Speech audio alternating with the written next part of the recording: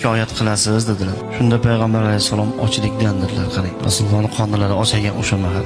Shunda haligi sahobiy yig'lab, sizni qorningiz ochsa-yu, men shundoq yurarmidim deb orqalariga sekin qaytib bir xurmozorga borib, ana shu xurmozorning egasi bilan bir bitim qildiki, "Keyin mana shu xurmoyingni sug'orib beraman, har bir paqiriga bir donadan xurmo berasan."